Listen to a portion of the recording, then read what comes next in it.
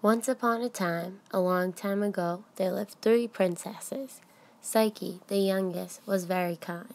She was also very beautiful. She was so beautiful, in fact, that the powerful goddess of love, Aphrodite, became jealous of Psyche.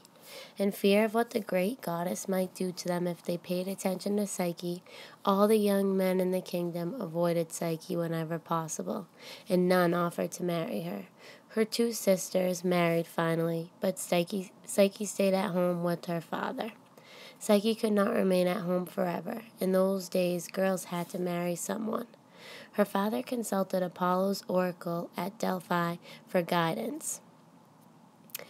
What the king heard was that his beloved daughter should prepare for her death. Sadly, the king took Psyche to the edge of a cliff and left her there.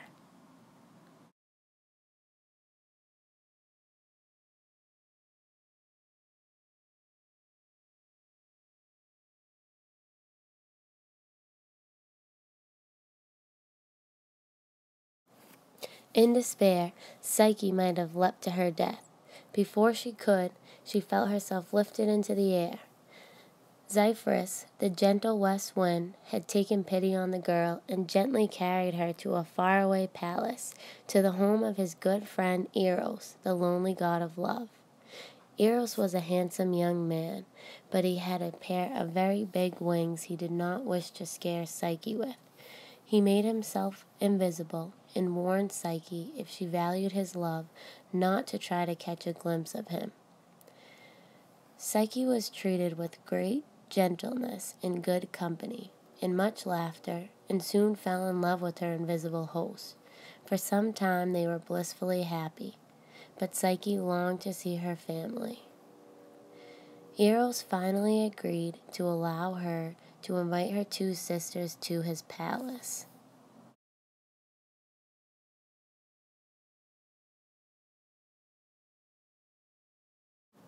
Filled with envy at the sight of the palace and the riches it contained, her 2 sisters maliciously convinced Psyche that she was being fooled, and that her husband was a fearsome monster, and that she had to escape. "But he's so kind, so gentle," she argued. "He cannot be a monster. I would know." "He's fooling you, Psyche. Trust us." They returned home dissatisfied with their own lives and jealous of Psyche. Psyche cried and cried, but one night she took a lamp in one hand and a dagger in the other and crept into her host's bedroom. Instead of the monster she expected to find, she saw Eros, a handsome young man with 2 white wings. She was not frightened at all. A drop of the oil lamp she had fell on the sleeping god. He woke instantly.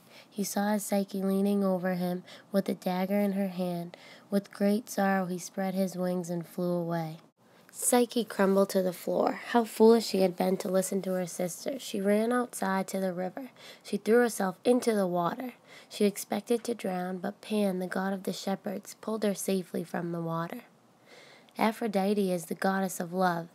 Ask for her help," Pan advised her. Psyche prayed to Aphrodite for help. Aphrodite was still jealous. She pretended to help her, because she was, after all, the goddess of love, but gave Psyche tasks to prove her love for Eros that no mortal could possibly accomplish. Yet Psyche accomplished task after task. Although she did not know it, Psyche was helped by the invisible beings sent by Eros, who loved her still and watched over her.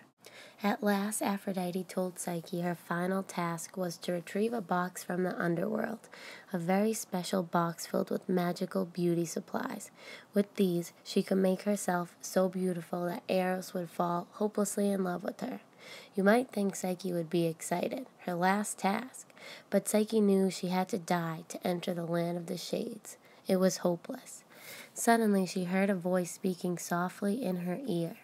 It warned her of dangers ahead and what she had to do to retrieve the box without dying. The voice was very clear. Here is what she had to do. Have a coin ready for the toll to the underworld.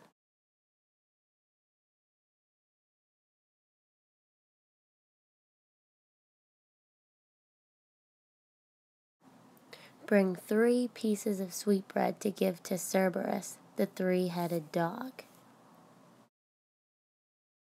Do not eat anything, not even a seed. Once you find it, bring the box back to Aphrodite without looking inside. Psyche retrieved the box and arrived back in the land of light safely. Waiting for Aphrodite to show up, she became curious and opened the box just a crack to peek inside. A foul-smelling cloud poured out. Psyche dropped to the ground as if dead. To save her life, Eros returned to his visible form and prodded her with the point of a golden arrow. She awoke immediately. Psyche, what am I going to do with you? Will you ever learn? I have learned, Psyche said softly. I've learned that I love you. Eros gathered her into his arms and flew them back to his palace. It took a while, but Eros finally convinced his mother, Aphrodite, to accept Psyche as his wife. With Aphrodite's help, he convinced the great Zeus to admit Psyche to the ranks of the immortal gods. And Eros and Psyche lived happily ever after.